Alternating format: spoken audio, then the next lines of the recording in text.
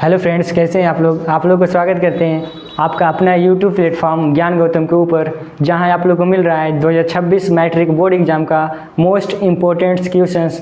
तो इस चैनल को सब्सक्राइब करके बेल आइकन्स को दबा के रखिए ताकि इस चैनल से रिलेटेड सारा क्वेश्चंस का वीडियो का नोटिफिकेशन सबसे पहले आप तक पहुंचे। तो चलिए इस सेशन को स्टार्ट करते हैं बिना टाइम गवाए। इस सेशन में आप लोग को बताया जाएगा कि प्रकाश होता है क्या, प्रकाश के परिवर्तन का कितने नियम है और प्रकाश का परिवर्तन क्या है। तो इस सेशन को देखने के बाद आपका 2 से 5 नंबर फिक्स होता है 2026 मैट्रिक बोर्ड एग्जाम में। तो लास्ट तक बने रहिएगा। तो देखिए, सबसे पहला क्वेश्चन आप लोग को मिल रहा है कि प्रकाश का परिवर्तन किसे कहते हैं। प्रकाश का परिवर्तन किसे कहते हैं, प्रकाश का परिवर्तन होता है क्या। तो देखिए, इसका डिफिनेशन क्या होता है। प्रकाश का किसी वस्तु से टकराकर वापस लौटने की प्रक्रिया को प्रकाश का परिवर्तन कहते हैं। यानी जब किसी वस्तु से प्रकाश टकराएगा, जैसे ये कोई वस्तु है, ये भी।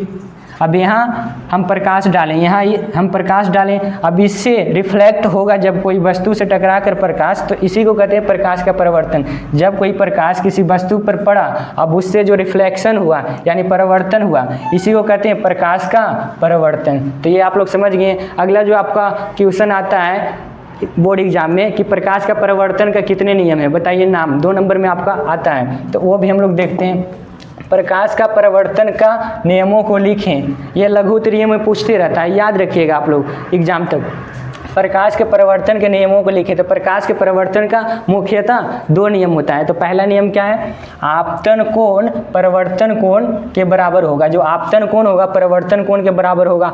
आपतित किरण, परिवर्तित किरण एवं आपतन बिंदु पर खींचा गया अभिलंब तीनों एक ही समतल सतह पर होता है। इसका मतलब क्या हुआ। तो इसका मतलब देखिए, हम लोग समझते हैं।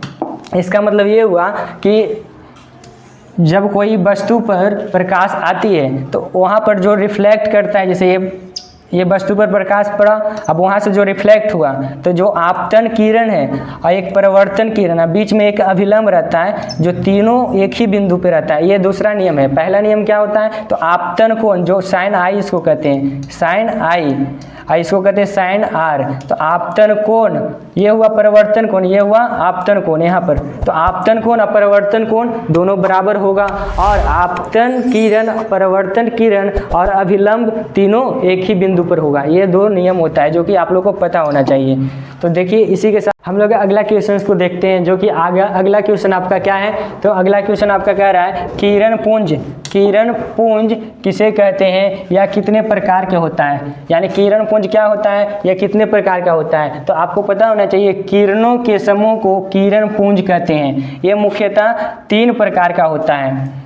किरणों को समूह को किरण पुंज कहते हैं। ये क्या होता है, तो किरणों का समूह, जैसे सूर्य से कोई प्रकाश आ रहा है तो वो आता है एक ग्रुप में आता है। क्या में आता है, ग्रुप में आता है। तो इसी को कहते हैं, पूरे ग्रुप को कहते हैं किरण पुंज। तो ये किरण पुंज कहलाया। ये कितने तरह का होता है, तो ये 3 तरह का होता है। पहला अपसारी किरण पुंज, दूसरा समांतर किरण पुंज और तीसरा अभिसारी किरण पुंज। ये तीनों क्या होता है, तो देखिए, जैसे कि प्रकाश आ रहा है सूर्य से, तो जब सूर्य से प्रकाश आता है तो इस तरह से आता है, समांतर आता है। तो ये समांतर जब आएगा तो इसको कहेंगे समांतर किरण पुंज। क्या कहेंगे इसको, समांतर किरण पुंज। एक होता है अभिसारी, जब इस तरह से प्रकाश आएगी, यानी फैलती हुई प्रकाश एक बिंदु पर आकर सिमट जाएगी, तो इसको कहेंगे अभिसारी किरण पुंज। इसको क्या कहेंगे, अभिसारी किरण पुंज, अभिसारी किरण पुंज। और जो तीसरा आपका होता है अपसारी किरण पुंज। ये क्या होता है, एक बिंदु से निकल कर पूरा किरण क्या हो जाएगा, फैल जाएगा इस तरीके से। तो इसको आप लोग क्या कहिएगा, अपसारी किरण पुंज। कौन सा किरण पुंज, अपसारी किरण पुंज।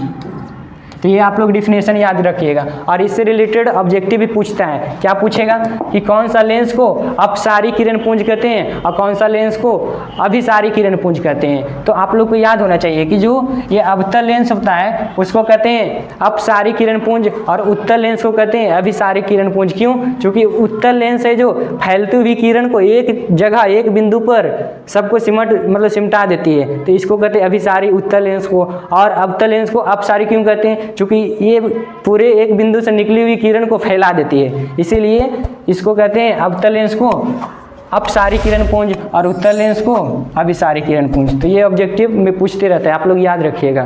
थैंक यू दोस्त।